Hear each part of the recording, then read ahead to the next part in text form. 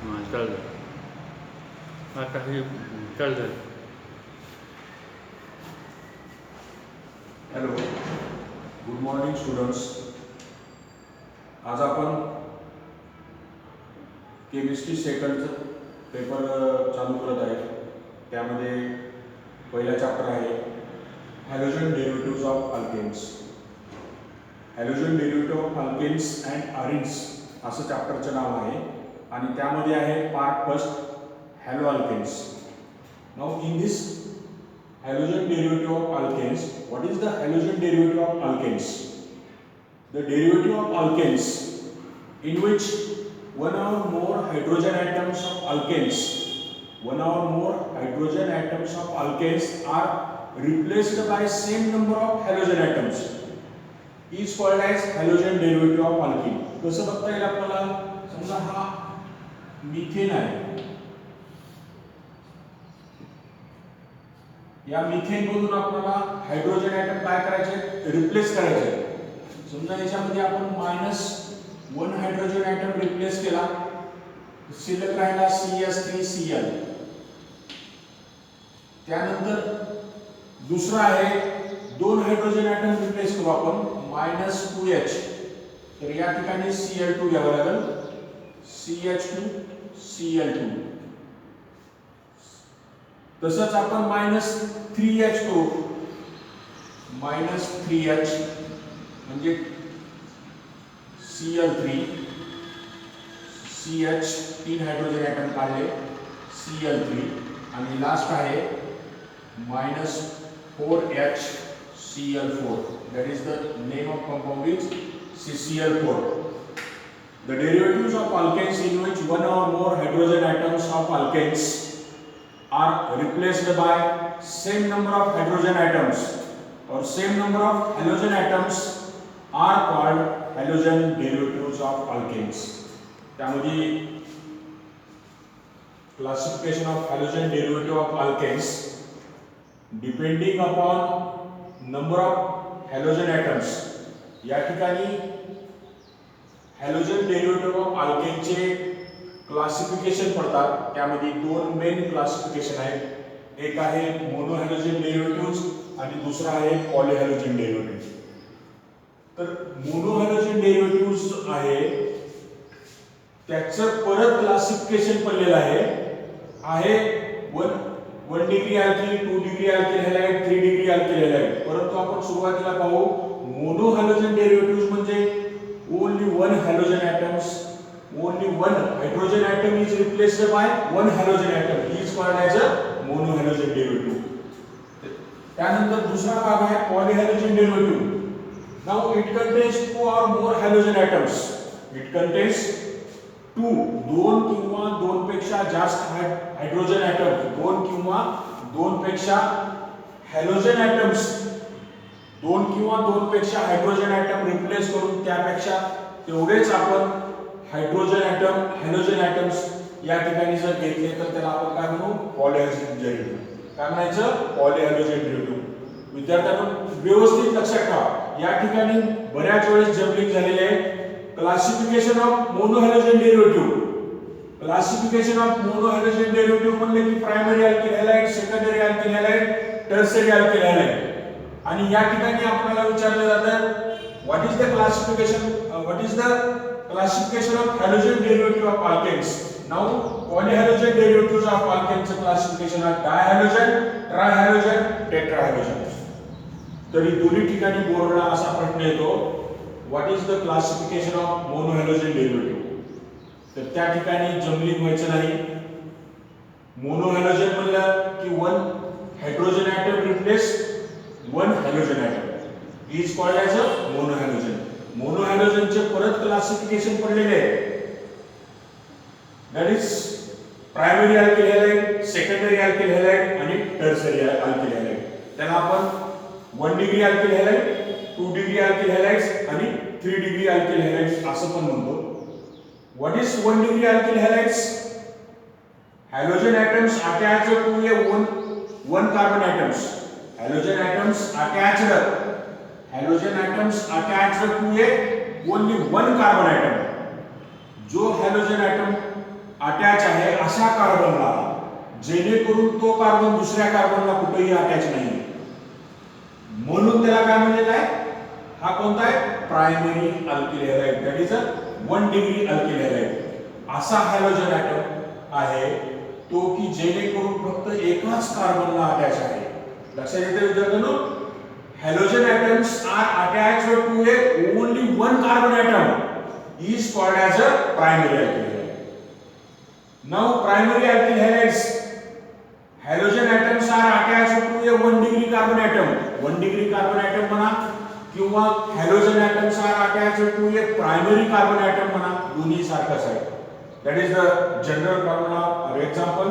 So now these halogen atoms attached to a primary carbon atom, halogen atoms attached to a primary carbon atom, जेणेकरून हा carbon दुसऱ्या कुठल्याही कार्बनला attach नाहीये, म्हणून त्याला काय म्हणलेलं आहे, प्रायमरी कार्बन ॲटम. त्याचं एक्झाम्पल जर पाहिलं आपण, RCH2X अशी चेन कितीही लांब राहू द्या, परंतु खाली वरी कुठेही दुसरा कार्बन जोडलेला नसेल तरच त्याला आपण काय म्हणतो, प्रायमरी कार्बन ॲटम. परफिक्स काय, N-ब्युटेन. त्यानंतर आपण दुसरं पाहू, 2 डिग्री अल्किल हॅलाइड्स, त्यालाच आपण काय म्हणतो, secondary alkyl halides. What is the secondary alkyl halides? Now halogen atoms is attached to a another two carbon atoms, halogen atoms attached to a carbon atom. Now these carbon atoms are attached to a another two carbon atoms is called as secondary alkyl halide किंवा 2 degree alkyl halides. हा halogen atoms आहे, हा halogen atoms दुसऱ्या एका कार्बनला जोडलेला आहे, हा carbon दुसऱ्या 2 कार्बननं जोडलेला आहे, म्हणून त्याला काय म्हणायचं, 2 degree alkyl halides. Example R1CHR2X. Now this prefix, त्याला दुसरं नाव काय म्हणते, आयसो म्हणता येईल किंवा सेकंडरी म्हणता येईल. त्यानंतर आहे तिसरं क्लासिफिकेशन, टर्सरी अल्किल हॅलाइड्स किंवा 3 degree alkyl हॅलाइड्स. So these 3 degree alkyl halides, halogen atoms are attached to a tertiary carbon atom. Halogen atoms are attached to a tertiary carbon atom is called as 3 degree alkyl halides किंवा tertiary alkyl halides. असा halogen atom जो की एका कार्बनला attach आहे आणि हा carbon दुसऱ्या 3 कार्बनवर जोडलेला आहे, म्हणून त्याला काय म्हणायचं, टर्सरी अल्किल हॅलाइड. येते लक्षात? Halogen atoms are attached to a carbon atom. Now these carbon atoms are attached to a another 3 carbon atoms is called as tertiary alkyl halide किंवा 3 degree alkyl halides. So example R1, R2, R3. So this is halogen atom and now त्याचं prefix जर पाहिलं तर tertiary किंवा आपण T म्हणतो, tertiary. त्यानंतर आहे polyhalogen derivatives. Now what is the polyhalogen derivatives किंवा त्यालाच आपण halogen classification of halogen derivative of alkane म्हणलं तरी चालेल. Now this classification of polyhalogen डेरिव्हेटिव्स.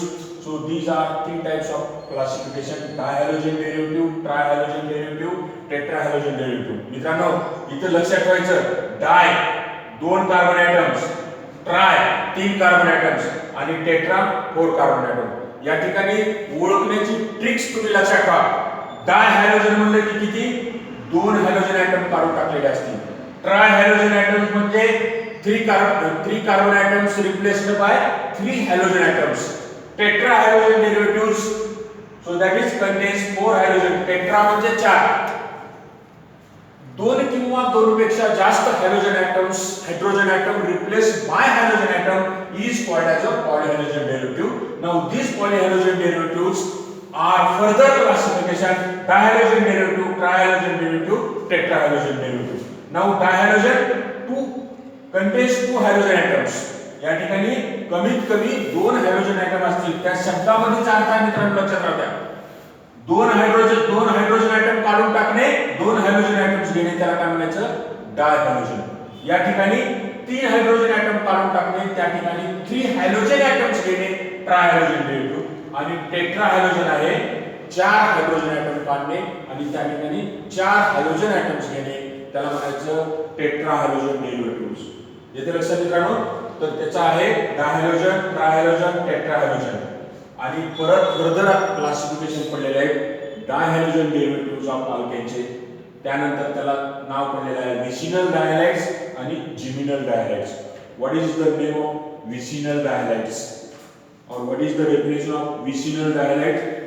Now these vicinal dihalide, two halogen atoms are present in adjacent carbon atom.